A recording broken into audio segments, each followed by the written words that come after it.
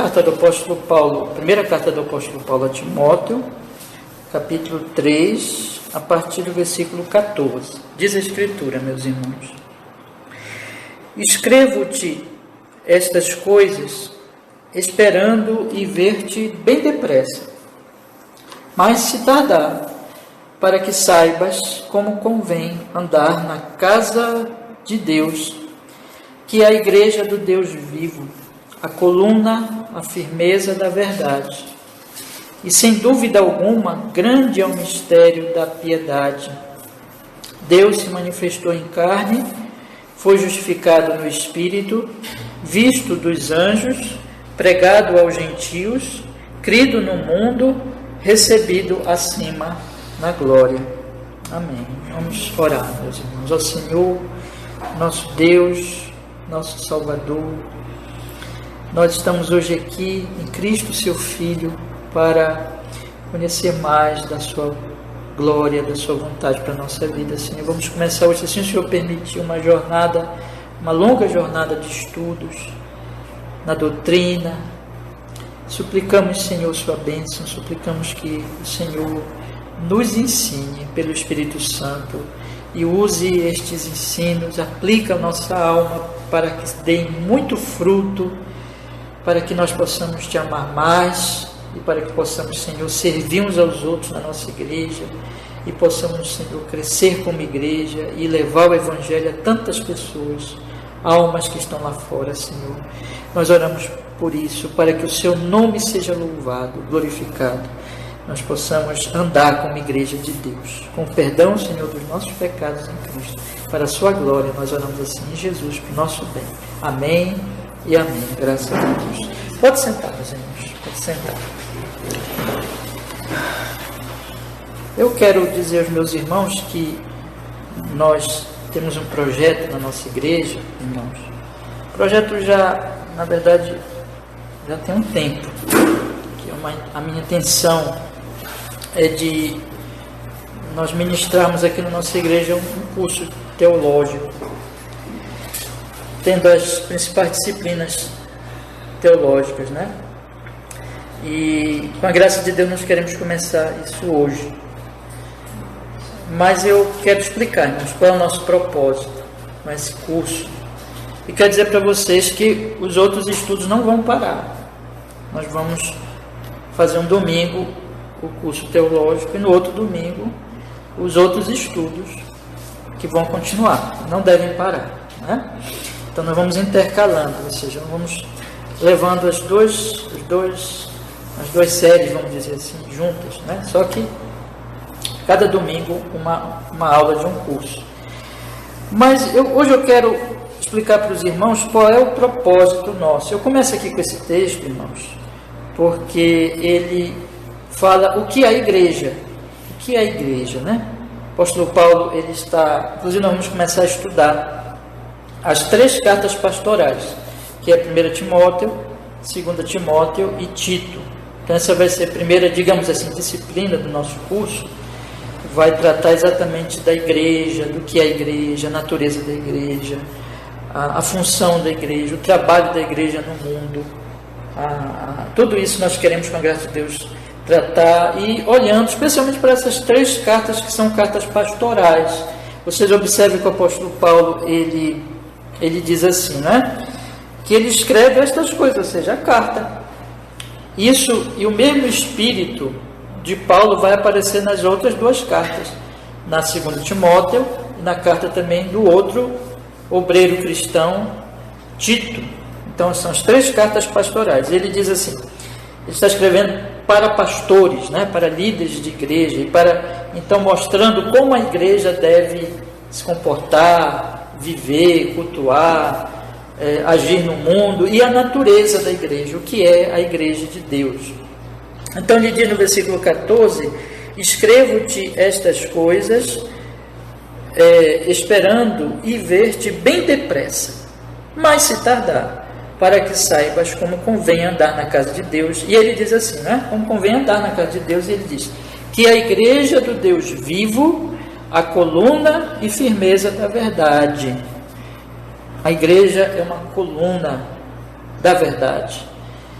ela está no mundo para sustentar a verdade de Deus. E diz aqui no versículo 16, sem dúvida alguma, grande é o mistério da piedade. Deus se manifestou em carne, foi justificado no Espírito, visto dos anjos, pregado aos gentios, crido no mundo, recebido acima na glória. Né? Então aqui está o Evangelho, que Deus veio a nós em Cristo para a nossa salvação, e Ele foi recebido acima na glória. Vamos ter a oportunidade de estudar um pouco melhor, ainda que eu não vou fazer uma exposição detalhada das 3 cartas, nós vamos fazer uma exposição, fazendo mais no domingo, mas nós vamos estudar essas cartas nessas aulas, meus irmãos. Mas então é isso que Paulo está dizendo aqui. Ele está falando então da natureza da igreja, o que a igreja é, qual a função da igreja, como ela deve viver, e é isso que nós vamos tratar, irmãos, especialmente em todos estes estudos, não é, sobre a igreja de Deus.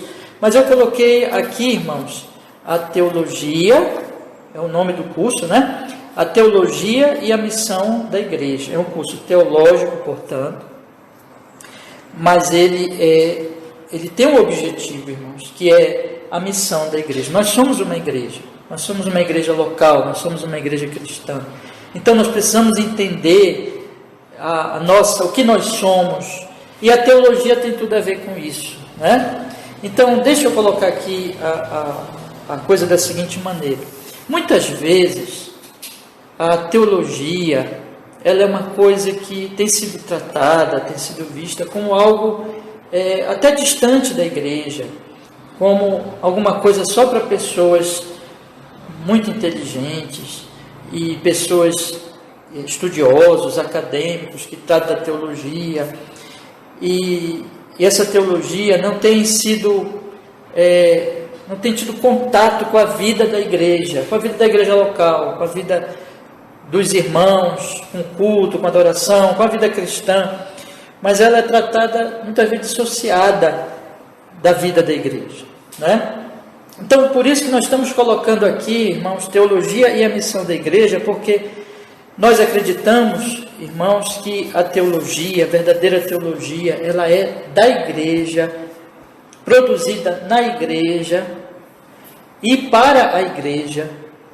É, na verdade, o ensino de Deus, é o estudo da palavra de Deus, para que nós conheçamos a Deus, conheçamos os seus planos, e entendamos a partir daí o que é a igreja. Porque o que é a igreja? Se você for ler aqui o apóstolo Paulo dizer que como convém andar na casa, não é casa do homem, né? Mas é casa de quem?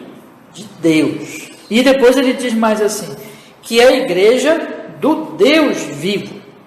Então a igreja é casa de Deus, e a igreja, ela é igreja do Deus vivo. Ou seja, irmãos, a igreja, ela não é uma obra humana. Não é como você começar uma associação de bairro, ou você abrir uma empresa, ou você começar uma ONG, ou qualquer um partido político, ou qualquer coisa que diga assim, olha, vamos fundar uma organização, uma instituição, uma empresa, e aquilo nós estamos fundando, nós vamos agir conforme nossos recursos naturais. Eu sou uma pessoa que tem esse talento, você tem aquele outro talento, esse conhecimento, aquele outro conhecimento, é natural nosso, nós temos a capacidade, vamos nos unir e vamos formar esta empresa ou esta associação. Não é assim. A igreja, ela é alguma coisa que nós podemos colocar na categoria de milagre. Ela é uma obra de Deus. Irmãos, quem é que quer estar domingo de manhã aqui adorando a Deus? É milagre. É milagre, irmão, porque quem quer estar um domingo de manhã reunido para cantar salmos, hinos, adorar a Deus, meditar nas coisas eternas? Qual é o ser humano natural que quer isso? Ninguém quer isso, irmãos. Ninguém quer.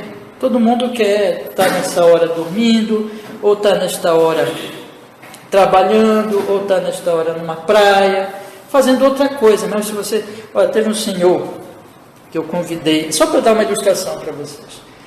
Eu não desisti de convidá-lo, né? Mas esse senhor eu convidei e ele ficou me dizendo, e não sou eu, na verdade isso não é uma experiência única, né? Ah, pastor, eu vou lá na igreja, tal dia eu vou lá na igreja, tal dia eu vou na igreja, tal dia eu vou na igreja. Até hoje nunca veio na igreja. Nunca veio na igreja. Porque isso é algo natural. As pessoas, também lembrei aqui do que eu ouvi uma vez num pastor há muitos anos, em que ele disse assim, pecador não gosta de igreja. Pecador não gosta de igreja, e não gosta mesmo. Se tem uma coisa mais assim contrária à vida do pecador, porque o pecador, que é o pecador? Nós, como pecadores, nós estamos contra Deus, não amamos a Deus, vivemos para o dinheiro, para o trabalho, para a família, para os ídolos que nós criamos. Então, como igreja é totalmente contrária aos nossos ídolos, mas quando a igreja é verdadeira, não estou falando de igreja falsa, não estou falando de igrejas que trazem ídolos para reunir pessoas, estou falando da igreja, isso que o Paulo está dizendo aqui, a igreja é a casa de Deus, o Deus vivo. Então, como a igreja é casa de Deus, como a igreja é igreja do Deus vivo, e nós estamos aqui não é para falar dos nossos ídolos, não é para promover alguma coisa que o ser humano gosta por natureza. Ele não gosta de igreja, ele não gosta de culto, é a coisa mais chata do mundo, é enfadonho, ele não suporta, ele não vem, ele não tem interesse, a não ser que o Espírito Santo traga, e quando ele vem já é uma grande obra do Espírito Santo, irmãos. E quando ele ouve, e quando ele crê, aí é um milagre mesmo, aí é uma obra da graça de Deus, que aconteceu com você. Não pense que se você está gostando do que está acontecendo aqui agora, se você não está doido para ir embora, se você se deleita com as coisas de Deus, com a palavra de Deus, com o culto, com a adoração, não pense que você foi algo que aconteceu naturalmente, porque não foi.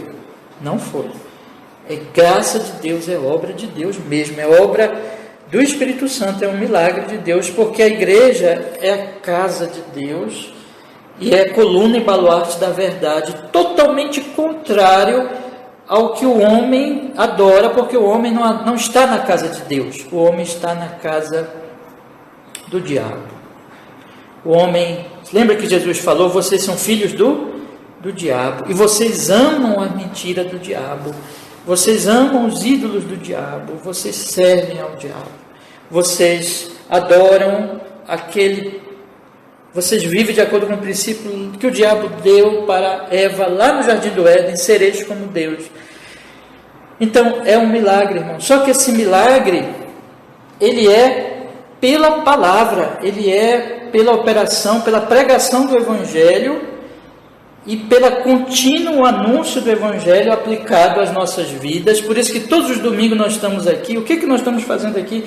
Todos os domingos nós estamos aqui anunciando o Evangelho, todos os domingos, e nós estamos aqui aplicando o Evangelho na nossa vida todos os domingos.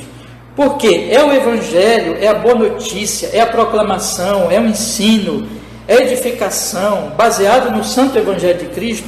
E esse livro aqui, o assunto dele é o Evangelho de Cristo, que vai nos edificando, nos fazendo conhecer cada vez mais a Deus. A Bíblia diz, meus irmãos, que os anjos, eles estão observando o Evangelho, o que Jesus Cristo fez, e o que Ele continua fazendo na vida da sua igreja para aprender. A universidade dos anjos é a obra de Deus na vida da igreja, é o Evangelho, transformando os corações dos homens. Os anjos estão aprendendo. E o Evangelho é riquíssimo, de maneira que todos os domingos nós estamos aqui falando do Evangelho, anunciando o Evangelho, mostrando o Evangelho. E esse ensino, aí eu quero colocar assim, né? Esse ensino teológico, doutrinário, que vai, meus irmãos, fazendo com que a igreja, com que pessoas venham se converter e que a igreja do Senhor venha a ser edificada, venha a ser fortalecida, venha a se firmar cada vez mais. E é por isso que nós estamos aqui todos os domingos. Então é um milagre, mas é um milagre que vem pela pregação e pela contínua pregação, pelo ensino da palavra de Deus contínuo. Não tem como fazer isso sem a instrumentalidade da pregação, do ensino, da palavra de Deus sendo proclamada continuamente. Então é assim que Deus faz. E o que nós estamos querendo aqui, meus irmãos, com este curso, nós estamos querendo exatamente trazer o ensino, nos aprofundar no ensino de Deus, nos entender o que é a igreja, qual a missão dela e como ela está baseada, como ela é a igreja que está no mundo para ser coluna e baluarte do Evangelho, da verdade. Ela é fundamentada em Cristo, ela é fundamentada na rocha, na doutrina dos apóstolos. Então nós temos que estudar essa doutrina, nós temos que aprender cada vez melhor essa doutrina. E nós temos irmãos que, tendo aprendido essa doutrina e cada vez mais aprendendo, né, nos edificando, nos crescendo na compreensão da doutrina, nós temos que conhecer esse Deus, amar esse Deus, servir esse Deus. E isso vai trazer uma transformação na nossa vida. É um processo que vai trazer uma transformação na nossa vida, naquele sentido, irmãos, que o Senhor Jesus Cristo disse, que Ele resumiu os mandamentos em amar a Deus e amar ao próximo como a si mesmo, no sentido de que nós vamos ser pessoas que vão ser servos uns dos outros. O chamado de Deus para nós nesse mundo, cheio de pecado, cheio de maldade, e é disso que eu quero dar uma visão breve hoje, nessa manhã. O chamado de Deus no mundo é para nós servirmos as pessoas de acordo com o Evangelho, como efeito do Evangelho de Cristo Jesus. Isso tem assim, dois tipos de serviço. Eu já até falei aqui na nossa igreja em alguns momentos. Nós temos o serviço, irmãos, de mostrar, de amar as pessoas, amar a Deus, amando as pessoas e servindo as pessoas, mostrar a graça de Deus, o Evangelho de Cristo a todas as pessoas. Mas nós temos um trabalho com relação aos nossos irmãos na fé, e nós estamos aqui, nós somos pouquinhos aqui nessa manhã, mas eu quero ilustrar com o nosso pequeno grupo aqui. Nós estamos aqui nessa manhã, nós somos crentes em Cristo Jesus, nós, todos que estamos aqui já somos crentes batizados, todos que estamos aqui somos membros, né, já da igreja, desta igreja local. Nós estamos aqui, portanto, para nos servir, estamos unidos, estamos aqui nessa manhã para fazer o bem uns aos outros, para servir uns aos outros. Mas, meus irmãos, isso é especialmente no domingo, no dia do Senhor. É claro que isso vai continuar para toda a semana, nós vamos continuar nos servindo, nós temos hoje meios de nos servir uns aos outros, toda semana, de acordo com as necessidades materiais e espirituais. Mas, a partir de amanhã, especialmente, você vai lidar com pessoas não cristãs. E você vai lidar com pessoas que não têm o seu conhecimento, a fé no Senhor Jesus Cristo, e são pessoas que estão, aqueles que eu falei no início, são pecadores não regenerados e que não amam estar nesse lugar adorando a Deus junto com você, e que são pessoas idólatras, totalmente avessas ao Evangelho, incrédulas. E quem sabe tem alguém tem alguém na sua família assim, ou um vizinho. Quando eu falo de fora, eu quero me referir a todas as pessoas que não são ainda cristãs, que não pertencem à igreja, ou até aquelas pessoas que estão num falso cristianismo. Enfim, pessoas que verdadeiramente não conhecem a Cristo, não creem no Senhor Jesus Cristo. E nós vamos lidar com ela no trabalho, na família, na vizinhança, na escola. Nós vamos lidar com ela nas redes sociais, que hoje as redes sociais elas atingem muitas pessoas que às vezes nós nunca vamos ver pessoalmente, né? E nós vamos lidar com essas pessoas, irmãos.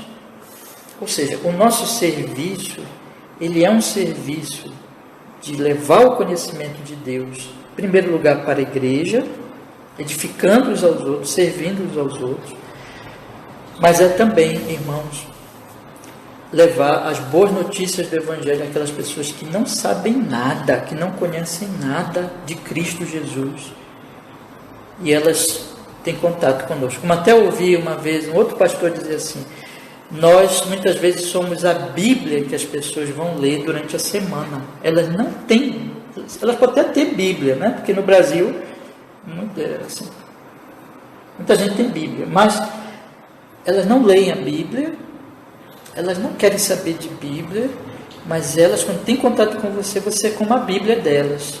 Você vai mostrar a mensagem das Escrituras para elas, pela sua vida e pelas suas palavras. E é tudo da Bíblia que as pessoas vão ter na semana, esse contato com você, porque elas não leem a Bíblia, e porque elas não vão num culto cristão. Ou se elas vão num culto, é num culto que já é uma idolatria. Então, isso é, irmãos, assim, de uma importância tão grande nós entendermos isso, nós percebemos para o que Deus nos chama. E eu quero começar então a falar desse assunto para vocês, irmãos, desejando assim fazer uma comparação, tá?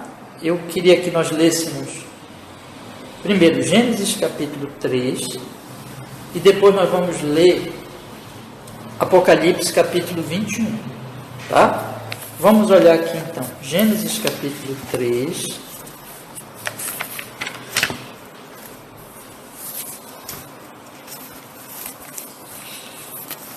Depois nós vamos ler Apocalipse capítulo 21.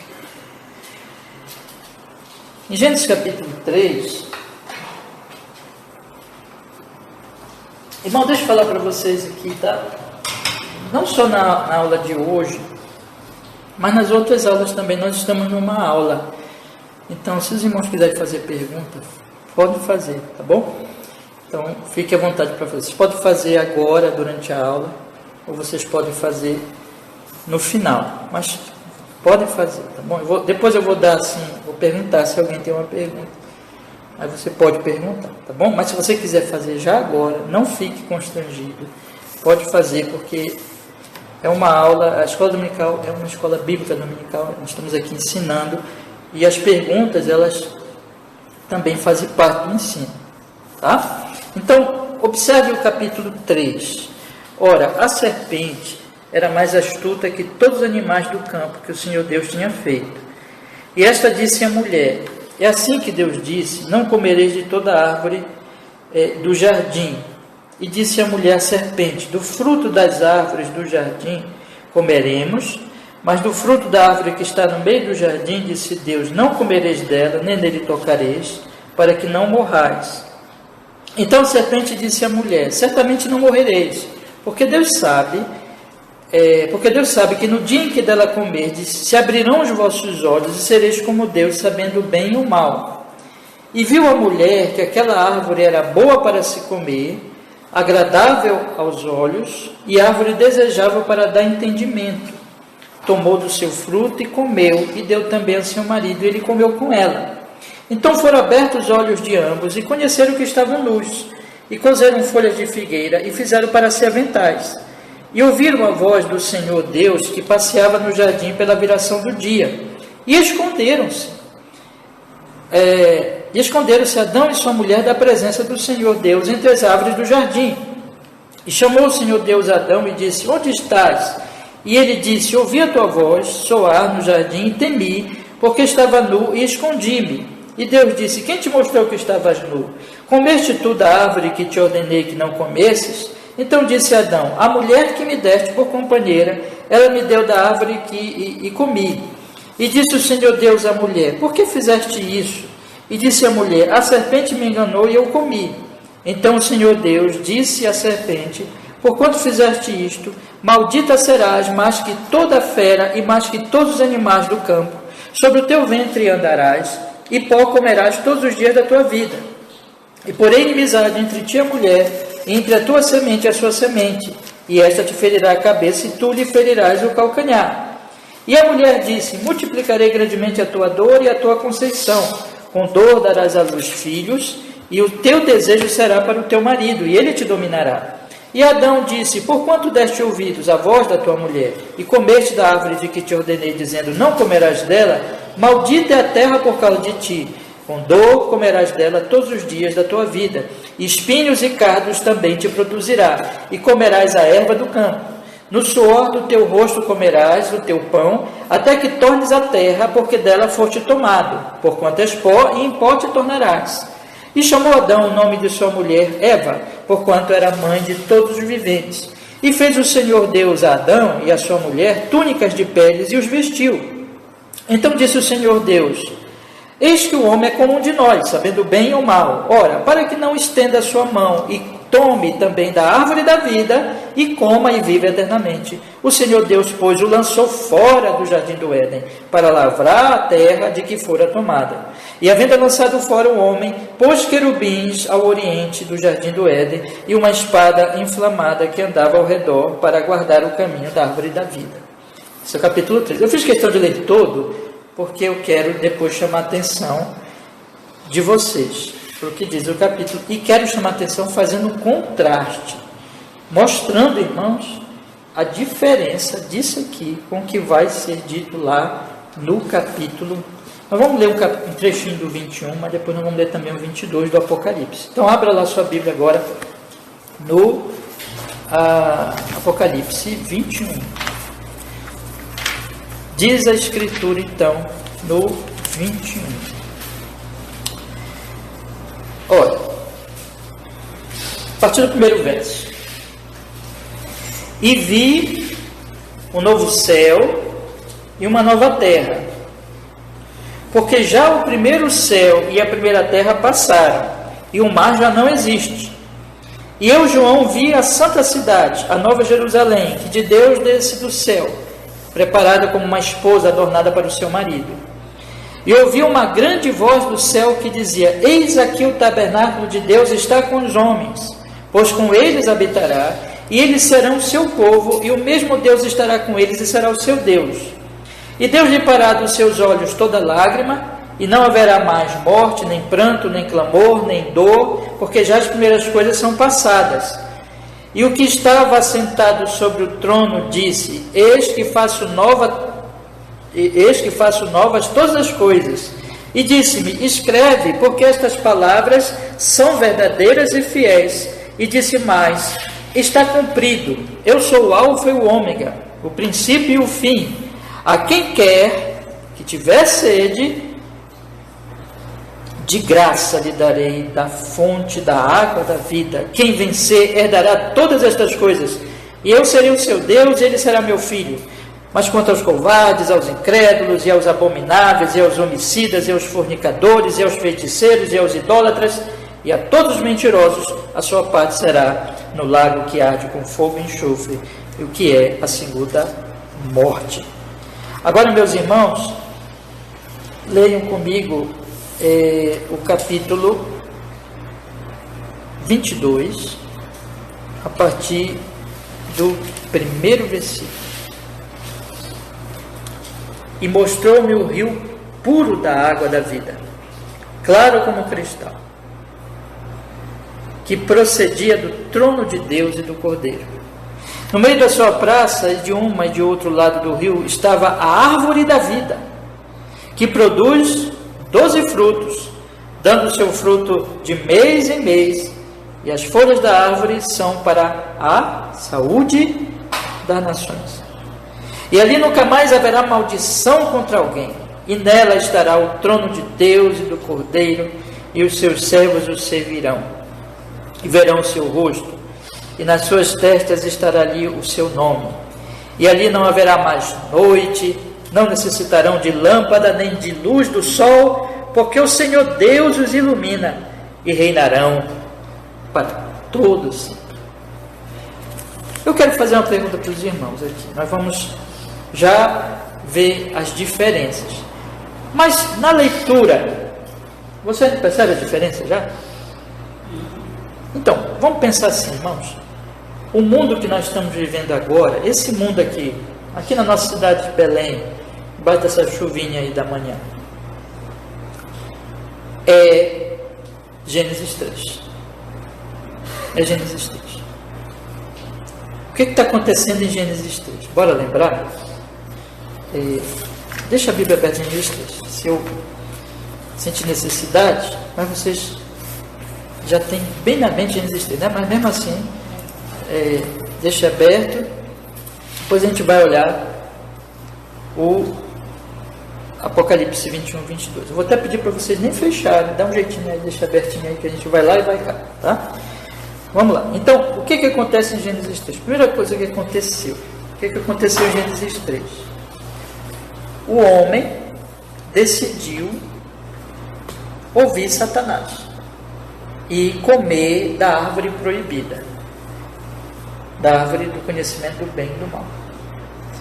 Quando ele come da árvore, a primeira coisa que acontece com ele é que ele percebe que está nu, que diz o versículo 7, né? Então foram abertos os olhos de ambos e conheceram que estavam nus e cozeram folhas de figueira e fizeram para si aventais. O que é isso? O que é isso?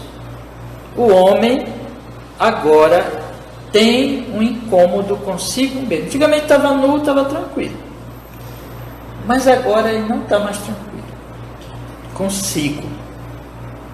Isso mostra que desde a queda em diante, o homem passou a ter um problema consigo mesmo.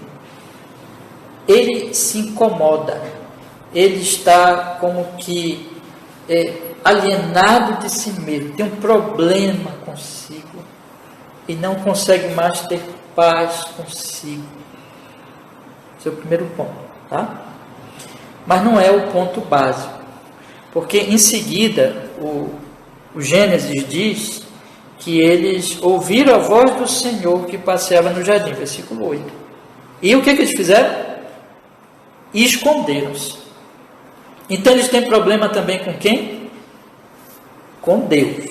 Então eles têm problema consigo, eles são incomodados consigo mesmo, mas eles têm problema também com Deus. Antigamente, Adão ouvia a voz de Deus, Adão não fugia, mas agora ele se esconde. Ele se esconde. Tá? Aí Deus o chama. Deus diz: onde estás? E aí ele diz assim, olha, no versículo 4, ouvi a tua voz soar, versículo 10, perdão, ouvi a tua voz soar no jardim, temi porque estava nu e escondi-me. Aí Deus disse: quem te mostrou que estavas nu? Comeste da árvore que te ordenei? Aí o que ele fala em seguida no versículo 2?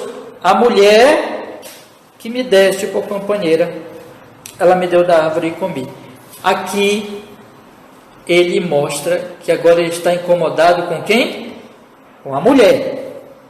A mulher. Então ele está incomodado consigo, ele está incomodado com Deus e ele está incomodado com a mulher. Aí, irmãos, Deus traz as maldições. Nós temos aqui que Deus traz as maldições. E essas maldições, irmãos, vão envolver a gravidez da mulher, versículo 16. Ou seja, ela agora vai engravidar, mas a gravidez dela é com dor. Com dor vai dar luz filhos. E o desejo dela será para o marido e ele te dominará. Veja que a mulher agora, a natureza se torna dolorida para ela. Ela vai ter filhos, mas ela vai ter filhos com dor. A dor que a natureza vai trazer para ela. E mais adiante, diz o versículo 17, a Adão, que porque ele ouviu a voz da mulher e ele comeu da árvore que Deus tinha proibido, olha o que vai acontecer no versículo 18: espinhos e cardos também te produzirá, e comerás a erva do campo, no suor do teu rosto comerás o teu pão, até que tornes a terra, porque dela foste tomado, porque és pó, em pó te tornarás. Então a natureza vai se voltar também contra Adão. A mulher vai ter filhos, mas a natureza vai fazer com que aquilo seja dolorido. O homem vai trabalhar e vai conseguir o pão, mas a natureza vai produzir dor, espinhos, cardos, o sol vai queimar, no suor do teu rosto comerás o teu pão, o homem vai suar, o trabalho vai ser penoso e difícil, e depois aconteceu algo com o homem, com o corpo dele, porque o homem começa a envelhecer e ele finalmente morre e volta ao pó, vai para o túmulo. Então, o que está acontecendo aqui, irmãos? O básico, o mais importante, é que o homem, agora, ele não consegue mais ficar na presença de Deus. Ele se esconde de Deus. E eu só quero acrescentar aqui, que mais adiante um pouquinho, se diz que o Senhor, versículo 23, lançou fora do jardim. E ele não teve mais acesso, ele comeu, tinha 2 árvores, não era? Ele comeu da árvore que ele não tinha que comer. E agora que ele comeu da árvore que ele não tinha que comer, ele não teve mais acesso à árvore da vida. Então ele foi expulso do jardim e ele não teve mais acesso à árvore da vida. E havendo lançado fora, pôs querubins do Oriente do jardim do Éden. Então, o homem ele tem um problema agora, ele tem um problema em que ele se esconde de Deus e Deus expulsou o homem da sua casa, do seu jardim. Esse jardim era lindo, né? Esse jardim era maravilhoso. Esse jardim era cheio de árvores frutíferas, era só coisa deliciosa. Esse jardim, Deus estava presente, o homem se alegrava com Deus. Nesse jardim, Deus viu que o homem não era bom que o homem estivesse só e fez uma mulher para ele. Aí ele disse: esse é osso dos meus ossos. Ele estava alegre com ela, né? Nesse jardim era tudo bom, era uma alegria. Deus reinava, o homem tinha comunhão com Deus. Nesse jardim também o Senhor disse: quero chamar a atenção de vocês para o capítulo 2, volta um pouquinho agora a sua Bíblia, capítulo 2, versículo 12, que diz assim: e tomou o Senhor Deus o homem e o pôs no jardim do Éden para o lavrar e o guardar. Então, era uma relação harmoniosa antes do pecado, uma relação harmoniosa entre Deus e o homem, uma relação harmoniosa entre o homem e o próprio homem, porque você vê que ele tinha paz, ele nem se incomodava de estar nu. Era uma relação harmoniosa entre o homem e Eva, sua esposa, e era uma relação harmoniosa entre o homem e a criação, em que o homem cuidava da criação e protegia, lavrava e guardava a criação. Mas depois que entrou o pecado, o homem não tem paz, e a base de tudo, irmãos, é porque o homem agora se esconde de Deus. O homem passou a ser o seu Deus, ele se esconde de Deus, ele está em culpa e pecado, Deus mesmo expulsa o homem, ele não tem mais acesso à árvore da vida. Esse homem, ele passa a brigar com a sua esposa, né? Ele, como eu já disse tantas vezes, mas quero repetir, não tem paz consigo, passa a brigar com a sua esposa, e ele vai lidar agora com a natureza, mas a natureza não vai ser mais amiga dele. A natureza vai produzir espinhos, a gravidez dela vai ser dolorida, vai ser uma relação difícil, vai ser uma relação de conflito com a natureza. E o homem, a partir daqui, irmãos, ele vai começar a lidar com a natureza de uma maneira agressiva. Eu vou só dar um exemplo para vocês aqui. A Bíblia diz, por exemplo, em Provérbios, eu não vou agora lembrar direitinho do provérbio, deixa eu ver se eu vou dizer mais ou menos, diz assim, mais ou menos, que o perverso, ele faz mal aos animais dele. Então, o que é isso? O perverso faz mal aos animais dele. O perverso, ele prejudica a criação. Então, nós temos aqui, que desde que o pecado entrou, o ser humano, ele passou a estar sem paz, ele passou a estar longe de Deus, ele passou a estar brigando com os seus semelhantes, ele passou a ter uma relação de conflito com a natureza. A natureza é perigosa e ele também destrói a natureza, faz mal à boa criação de Deus, não é? Isso aqui é o pecado. E no final, depois de ele viver uma vida assim, desgraçada, uma vida cheia de conflitos, o final é esse aqui: no suor do teu rosto vai comer pão, até que tornes a terra, porque dela foste tomado, por quanto és pó, em pó te tornarás. Aí o que o homem vai fazer? É a situação que ele vai passar a viver desde então. Aí o homem, ele agora é o Deus dele, ele agora está debaixo dessa situação de conflito, de maldade, de perversidade, de dor, de sofrimento, consigo, com Deus, com o próximo e com a própria criação.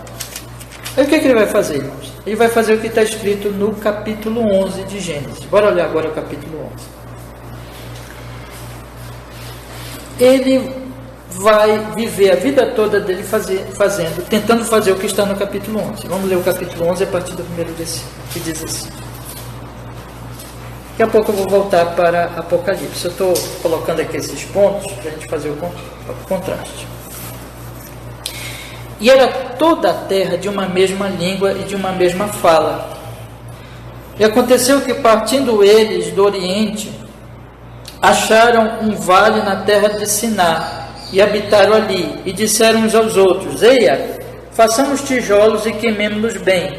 E foi-lhe dado por pedra, e foi-lhe o tijolo por pedra e o betume por cal. E disseram: Eia, edifiquemos nós uma cidade e uma torre cujo nome toque nos céus, e façamos um nome para que não sejamos espalhados sobre a face de toda a terra. Então desceu o Senhor para ver a cidade e a torre que os filhos do homem edificavam. E o Senhor disse: Eis que o povo é um, e todos têm uma mesma língua, e isto é o que começam a fazer. E agora não haverá restrição para tudo que eles intentarem fazer. Eia, deixamos e confundamos ali a sua língua, para que não entendam uma língua do outro. Assim o Senhor os espalhou dali sobre a face de toda a terra, e cessaram de edificar a cidade. Por isso chamou seu nome Babel, porquanto ali confundiu o Senhor a língua de toda a terra, e dali os espalhou o Senhor sobre a face de toda a terra. Bom, vamos pensar assim: o que o homem passou a fazer desde que ele foi expulso do Jardim do Éden? Ele começou a fazer uma cidade, a cidade dos homens. Vocês já ouviram falar daquela obra de Agostinho, um grande teólogo da história da igreja, Cidade de Deus, Cidade dos Homens? Já ouviram falar? A cidade dos homens é Babel. Você vai ver que esse povo aqui vai edificar uma cidade. Lá no capítulo 4, diz também que Caim edificou uma cidade. Então o que os homens vão fazer? Os homens vão fazer uma cidade, só que é a cidade dos homens. E na cidade dos homens Deus não existe. Deus não existe. Os homens são Deus. Os homens dizem: façamos tijolos, queimemos, edifiquemos a cidade cujo cume toque nos céus, e façamos um nome para Deus? Não. Façamos um nome para nós. Façamos-nos um nome, para que não sejamos espalhados sobre a face de toda a terra. Então é a cidade dos homens. Na cidade dos homens, os homens são deuses. Os homens dominam. E ali não tem Deus. Só que nessa cidade dos homens está exatamente todos aqueles problemas que nós vimos lá. Quais são os problemas, irmãos? Os homens não têm paz. Os homens não têm paz consigo. Os homens não têm paz uns com os outros. Na cidade dos homens só tem guerra e opressão e maldição uns contra os outros. E os homens não têm paz com a criação de Deus. A criação lhes é hostil e eles destroem a criação. E tudo porque nessa cidade o nome louvado é dos homens, não é de Deus. Não é de Deus. Babel. é Babilônia. E quando você chega na Babilônia de Daniel, que nós estamos estudando, por isso eu quero pedir que vocês também aproveitem muito nossos estudos de Daniel, porque esses estudos de Daniel, junto com os outros estudos que nós vamos fazer à noite, nós estamos fazendo exposições bíblicas à noite, esses estudos vão nos fazer entender também esses outros estudos teológicos da manhã. Mas quando você chega em Daniel, você tem o Nabucodonosor representado por uma árvore que toca onde? No céu. E cheio de orgulho. É a cidade dos homens. Isso significa que na cidade dos homens, cada homem se sente Deus. Cada homem vive egocentrado, de forma egoísta, ególatra. Cada homem quer aparecer. É por isso que tem tanta foto na internet. Por isso todo mundo está lá, tirando selfie. Porque todos são o quê? Ególatras. Todo mundo se sente Deus. Todo mundo quer o quê? Aparecer. Cada homem vive nisso, só que ele está alienado, ele não tem paz. Ele vive em guerra contra o seu próximo, porque o egoísmo vai levar um a brigar com o outro. Cada homem olha para a criação de Deus, e em vez de ver a boa criação de Deus para a glória dele, a criação de Deus é hostil e ele usa da criação de Deus para o seu pecado e acaba destruindo a criação. É o perverso de Provérbios que faz mal até aos seus animais. E cada homem, ele, portanto, está nessa cidade e ele está envelhecendo. E finalmente o fim de todo homem, o que é? Vai nos cemitérios, cheios de túmulos. É ali que acaba Babel. Aonde? No túmulo. Mas não acaba no túmulo. Nós lemos em Apocalipse agorinha, lembra? Bora voltar para Apocalipse? Apocalipse 21.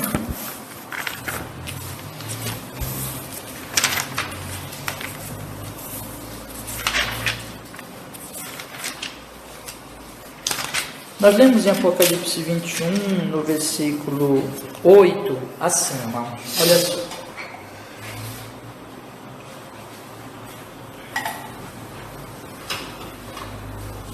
Mas quanto aos covardes, e aos incrédulos, e aos abomináveis, e aos homicidas, e aos fornicadores, e aos feiticeiros, e aos idólatras, e a todos os mentirosos, a sua parte será no lago que arde com fogo e enxofre, o que é a segunda morte. Segunda morte. Tem a primeira morte e tem a segunda morte, que é a condenação no inferno. Então, esse é o fim de Babel. O fim de Babel é isso aqui. Que coisa mais terrível, irmãos. Que coisa mais terrível. Mas os homens estão assim, olha. Eles estão indo para esse lugar, construindo as suas cidades, que chega ao topo até onde? No céu. Estão ficando velhos. Estão adoecendo. Mas é o que nós lemos no Salmo 49. Depois vocês, não vou ler agora, mas leia o Salmo 49. Eles ficam dizendo, não, a nossa herança, o meu nome vai ser preservado. É a loucura da idolatria. É assim que é a humanidade. Ponto. Mas como é Apocalipse, vamos olhar Apocalipse. Como é? Tem uma outra cidade na Bíblia. Tem duas cidades na Bíblia, meus irmãos. A primeira é Babilônia, a segunda é Jerusalém. Nova Jerusalém. Como é Jerusalém? Vamos ler o capítulo 21. E vi um novo céu e uma nova terra, que o primeiro céu e a primeira terra passaram e o mar já não existe. E eu, João, vi a santa cidade. Olha, a cidade de Deus. A nova Jerusalém, que de Deus descia do céu. Da onde ela descia? De Deus. Então, quando Babel é edificada pelos homens, a nova Jerusalém, ela desce de Deus. Hebreus vai dizer que Deus edifica a nova Jerusalém. Quem edifica a nova Jerusalém é Deus. preparada como esposa adornada para o seu marido. E ouviu uma grande voz do céu que dizia: eis aqui o tabernáculo de Deus está com os homens. Essa palavrinha, eu acho essa palavra tão linda, irmãos, tabernáculo. Deus veio tabernacular, Deus veio morar com a gente, Deus veio morar conosco. Eis o tabernáculo de Deus está com os homens, e com eles habitará. E eles serão o seu povo, e o mesmo Deus estará com eles e será o seu Deus. Olha o primeiro contraste. Eles foram expulsos do paraíso e eles se esconderam de Deus, mas agora Deus vai habitar com eles, eles serão o povo de Deus. Olha o outro contraste, versículo 4. E Deus limpará dos seus olhos toda lágrima, e não haverá mais morte, nem pranto, nem clamor, nem dor, porque já as primeiras coisas são passadas. Então vai acabar a tristeza, se sentindo nu, vai acabar toda a dor interna, vai acabar toda a lágrima, todo sofrimento, vai acabar a morte, vão acabar as guerras, vai ser um povo santo, unido, que não vai mais guerrear, vai acabar tudo isso. E diz aqui o versículo 5 que estava sentado, disse: eis que faço nova todas as coisas, e disse: escreve, pois, estas palavras são verdadeiras e fiéis. Versículo 7. Quem vencer dará todas estas coisas, e eu serei o seu Deus, eles serão o meu filho. Vamos agora para o capítulo 22. O capítulo 22 diz o quê? E mostrou-me o rio puro da água da vida, claro como cristal, que procedia do trono de Deus e do Cordeiro. No meio da sua praça, de outro lado do rio, estava a árvore da vida, que produz 12 frutos, dando seu fruto no mês em mês. E as folhas das árvores são para a saúde das nações. E nunca mais haverá maldição contra alguém. Nela estará o trono de Deus e do Cordeiro, e os seus servos o servirão, e verão o seu rosto, e nas suas testas estará o seu nome, e ali não haverá mais noite, não necessitarão de lâmpada, nem da luz do sol, porque o Senhor Deus os ilumina, e reinarão para todo sempre. A árvore da vida vai ter acesso de novo, todos vão ter acesso de novo à árvore da vida, e todos vão habitar com Deus, em plena paz. Isso aqui é Jerusalém. Então, meus queridos irmãos, eu já estou indo para o final. Essas duas primeiras aulas são introdutórias, tá? Então, eu estou explicando qual é o propósito do nosso curso, mas primeiro eu estou colocando assim, com essa questão das duas cidades, para vocês entenderem o que nós vamos fazer aqui. Nós temos então Babel aqui e Nova Jerusalém aqui. Vamos colocar assim: Babel é Belém, é São Paulo, é o Brasil inteiro, é o mundo inteiro. Babel. Nós estamos aonde, irmãos? Em Babel. Babilônia. É tudo isso aqui. O homem não tem paz, o homem fica brigando com o homem, só vê as guerras agora, o presidente da Rússia ameaçando jogar bomba nuclear nos países. Imagina a loucura que é isso. Você tem o homem destruindo a natureza, e você tem o homem cheio de orgulho. Ninguém adora a Deus. Esse aqui é um mundo. É um mundo. E o que é que você tem? As pessoas estão ficando velhas, as pessoas estão adoecendo, e todo dia morre gente. E os cemitérios estão lotados. O que é isso? Babel, Babilônia. E onde estão essas pessoas agora que já morreram? Segundo as Escrituras, já estão na danação no inferno, esperando o juízo final. Babel. Então nós estamos aqui, Babel. Quando é que vem a Nova Jerusalém? Quando é que isso vai ser resolvido, irmãos? Isso vai ser resolvido só quando Jesus voltar. O que diz lá no Apocalipse? Qual é a mensagem de Apocalipse? Que ele vai voltar. Qual é a mensagem de João capítulo 14? Não se turbe o vosso coração, credes em Deus, crede também em mim. Na casa do meu Pai há muitas moradas, vou preparar lugar, e quando eu estiver preparado, eu voltarei para que você esteja comigo. Ele vai voltar, Jesus vai voltar. Quando Jesus vai voltar, o que diz Apocalipse 21? Que a cidade vai descer dos céus, da parte de Deus, e haverá novo céu e nova terra. Então isso é depois. Isso é depois. Então a Nova Jerusalém é depois. A consumação. Então nós aqui estamos em Babel. Mas onde é que entra a igreja nisso?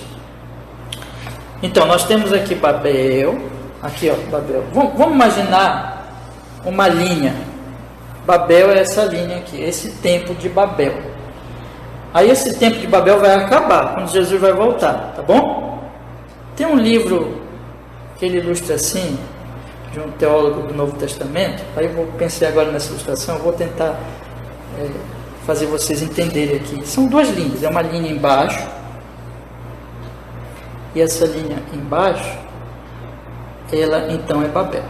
Aí essa linha, essa reta, né? Ela se encerra quando Jesus voltar. Aí começa Nova Jerusalém. Mas a Nova Jerusalém, ela não é daqui, ela é de cima, ela é do céu. Então vamos imaginar que essa linha está aqui em cima, tá? Então, é como se nós viéssemos aqui Babel, aí nós subimos para a Nova Jerusalém, que ela vem do céu. Então vamos imaginar essa linha por cima dessa linha aqui de Babel. Então a Nova Jerusalém começa aqui. E não acaba mais, é para a eternidade. Tá? Ok. Mas e aqui? Aqui está a igreja. E o que é a igreja? A igreja é uma embaixada em Babel da Nova Jerusalém. Vocês estão entendendo o que é a igreja, irmãos? A igreja, por isso que Paulo diz, vocês estão no mundo, mas vocês não são mais do mundo. Por isso que a igreja, ela é dita assim, olha, vocês devem esperar a Nova Jerusalém, vocês não devem viver mais para Babel, vocês devem agora viver como cidadãos da Nova Jerusalém. Mas quem é que traz a Nova Jerusalém para nós? Deus. Como é que ele faz? Na pessoa do seu Filho. Por isso que Jesus Cristo veio, se encarnou, se tornou homem, morreu numa cruz para resolver o nosso problema do nosso pecado. Quando ele morre na cruz, ele morre por nossos pecados. Quando ele vive uma vida santa, ele vive o que Adão não viveu. Então agora, ele é o nosso novo representante, o nosso cabeça de uma nova raça. Dessa forma, meus irmãos, a nossa única esperança de chegarmos em Jerusalém é através desse Cristo Jesus que veio a esse mundo. Essa é a mensagem toda da Bíblia. É uma maneira de nós abordarmos a Bíblia, de nós entendermos a Bíblia. Aí o que eu quero dizer para vocês agora? A igreja, então, ela que já é o povo salvo, já é o povo da Nova Jerusalém, ela continua em Babel e ela mesma ainda não é perfeita. A igreja é cheia de defeitos, a igreja é cheia de pecados, de imperfeições, mas ela está sendo o quê?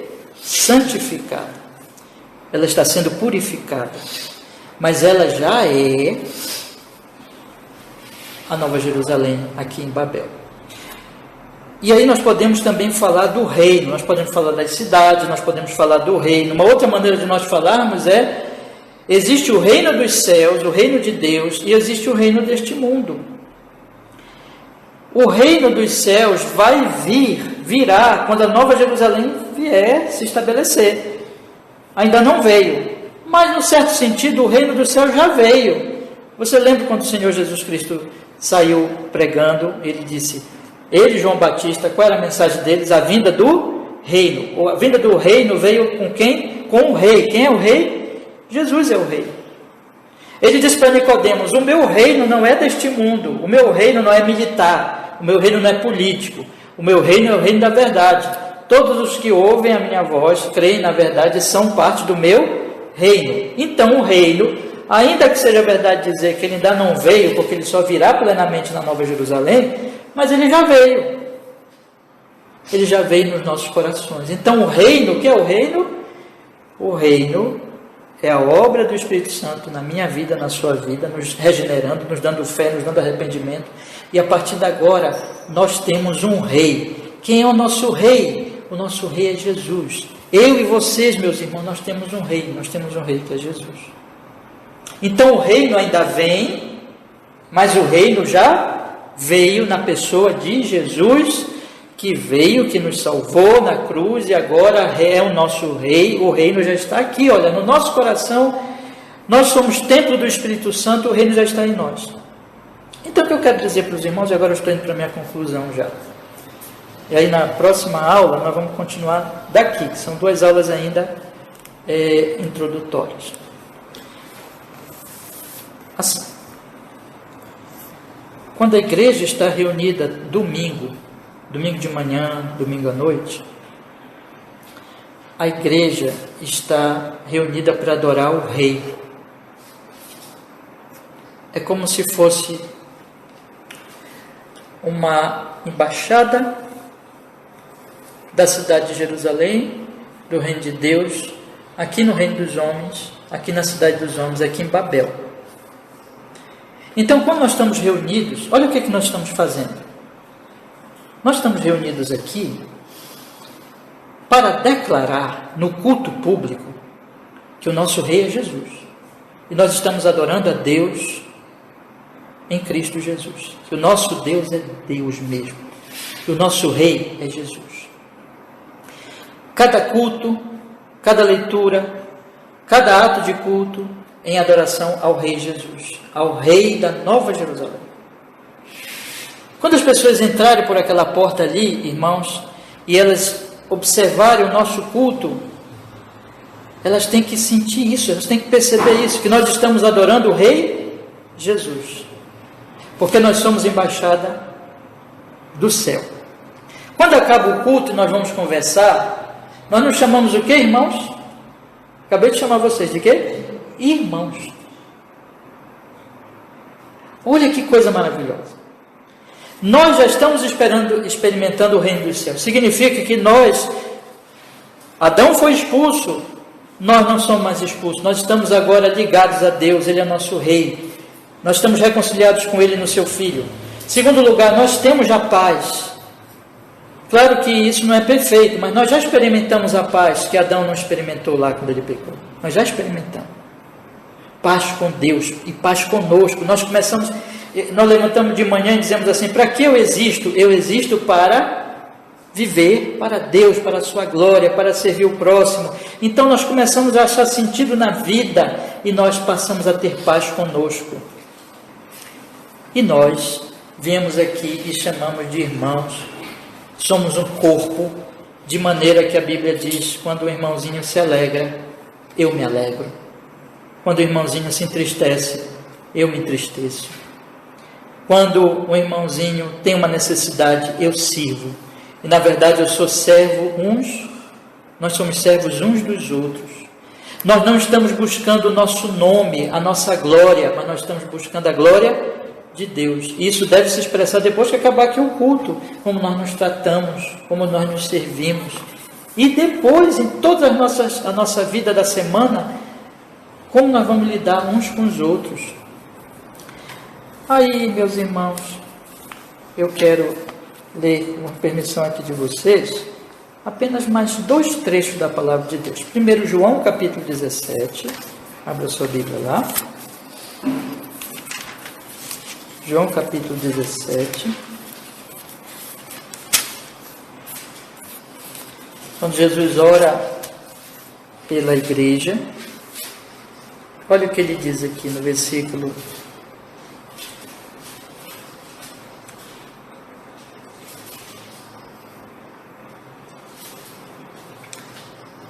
18. Versículo 17 em diante, diz assim: santifica-os na tua verdade, a tua palavra é a verdade.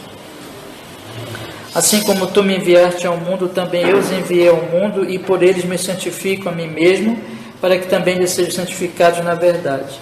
E não rogo somente por estes, mas também por aqueles que pela tua palavra hão de crer em mim, para que todos sejam um, como tu, ó Pai, o és em mim, eu em ti, e que também eles sejam um em nós, para que o mundo creia que tu me enviaste. Eu dei-lhes a glória que a mim me deste, para que sejam um como nós somos um.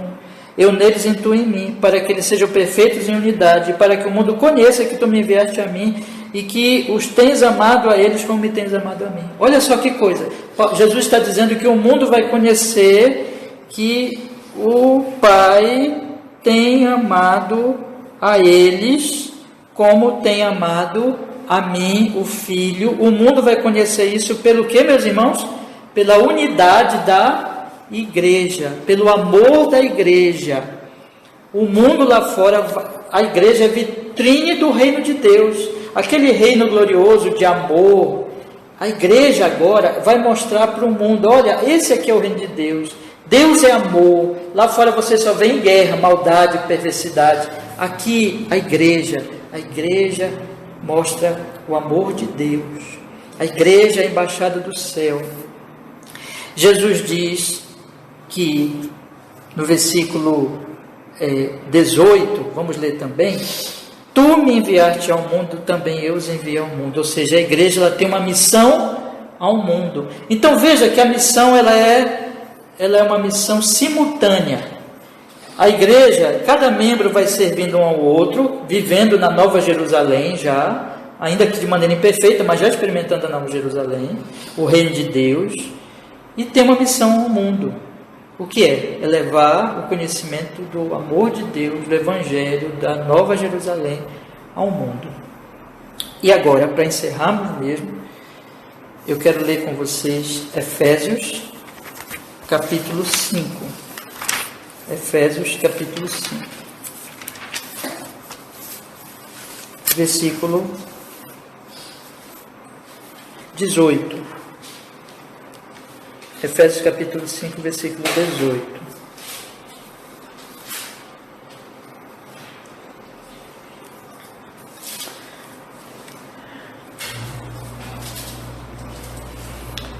Efésios capítulo 5, versículo 18, que diz assim: e não vos embriagueis com vinho, em que há dissolução, mas enchei-vos do Espírito, falando entre vós em salmos, hinos e cânticos espirituais, cantando e salmodiando ao Senhor em vosso coração, dando sempre graças por tudo ao nosso Deus e Pai, em nome de nosso Senhor Jesus Cristo, sujeitando-nos uns aos outros no temor de Deus. Quando a pessoa está cheia do Espírito, ela é uma pessoa sujeita um ao outro, sujeitando uns aos outros, ela é serva do próximo. Ela agora vai viver como servo, cheio do Espírito. Olha o reino de Deus aqui.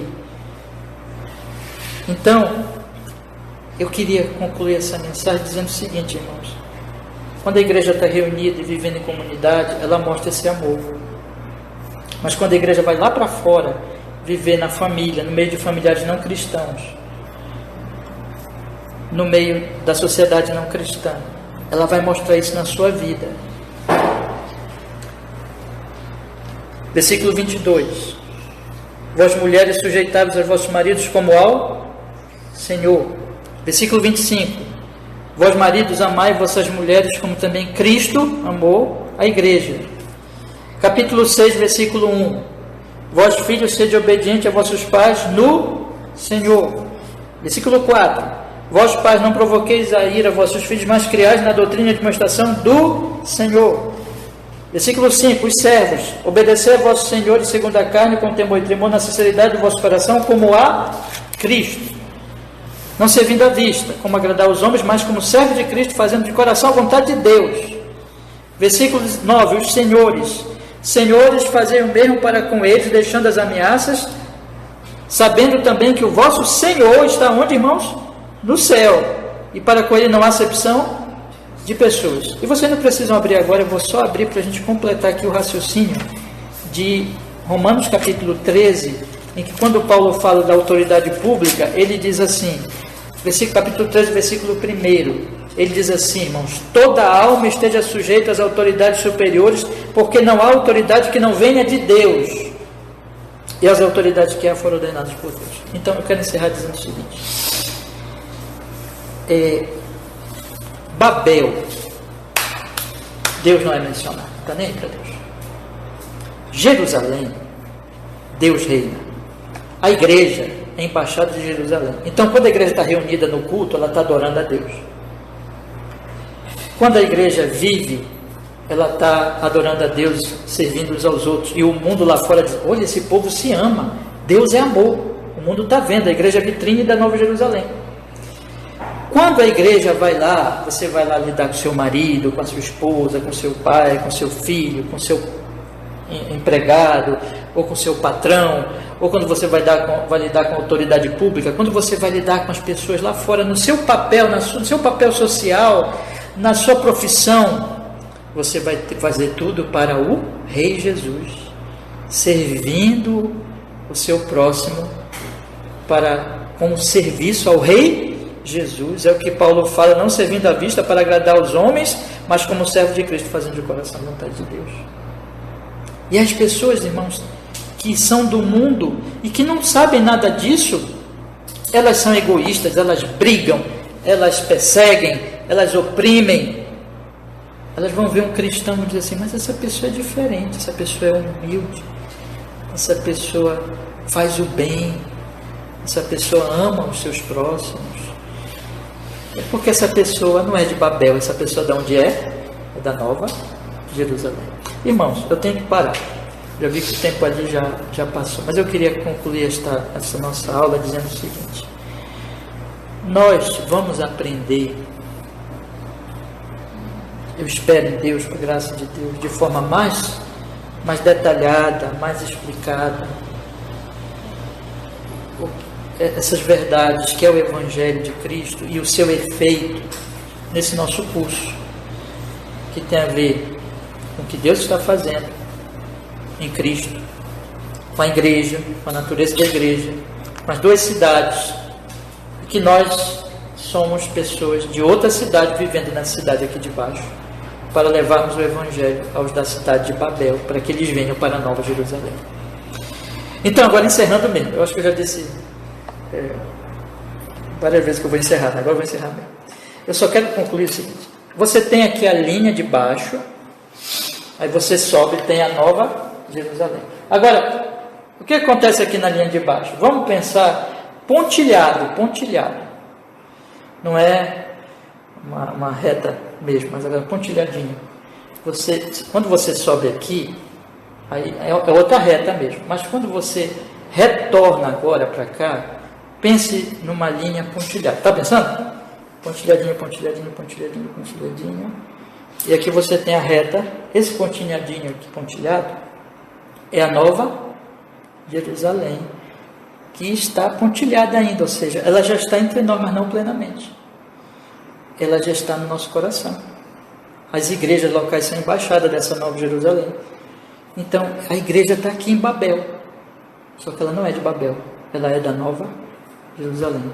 Então, eu quero que nós vejamos a igreja nossa e todas as igrejas como embaixadas da Nova Jerusalém. E quando você sai para viver na Babel lá, você sai para viver como um cidadão não de Babel, mas um cidadão da Nova Jerusalém, adorando o Rei Jesus. Guarda essa imagem, tá bom? Nós vamos parar aqui. Aí na próxima aula, que não vai ser domingo que vem, domingo que vem a gente volta para os 10 mandamentos e vamos intercalando. Aí no outro domingo nós vamos ter mais uma aula introdutória ainda, que eu quero expandir um pouco mais esse pensamento. Tá bom, meus irmãos? Vamos orar? Vamos pedir que Deus nos abençoe. Eu quero pedir de vocês a oração, o esforço para participar dessas aulas, e podem contar comigo, na graça de Deus, para lhes ajudar no entendimento dessas verdades. Vamos orar. Senhor amado, obrigado, porque pudemos nesta manhã falar desses assuntos gloriosos, e pedimos pelo Espírito Santo que o Senhor aplique a nossa alma tudo que foi falado aqui, Senhor, que é a verdade das Escrituras, o Santo Evangelho, a obra de salvação. Opera de tal maneira na nossa alma, no nosso coração, para que nós possamos, compreendendo de onde nós viemos, de que reino pertencemos, nós venhamos viver, Senhor, de acordo com o reino dos céus e não mais com o Babel, glorificando o Seu nome em toda a nossa vida, Senhor, amando e servindo uns aos outros e servindo as pessoas lá fora, levando o Seu amor, a Sua graça. Senhor, nosso Deus, em nome de Jesus, opera na nossa alma, de forma, Senhor Deus, que o Seu nome seja glorificado assim na nossa querida igreja, em todas as igrejas e na nossa vida como cidadãos dos céus, em cada semana, cada dia da semana, em nome de Jesus, para o Seu louvor e para o bem de todos que tiverem contato conosco. Em Jesus nós oramos e agradecemos, Senhor. Amém e amém.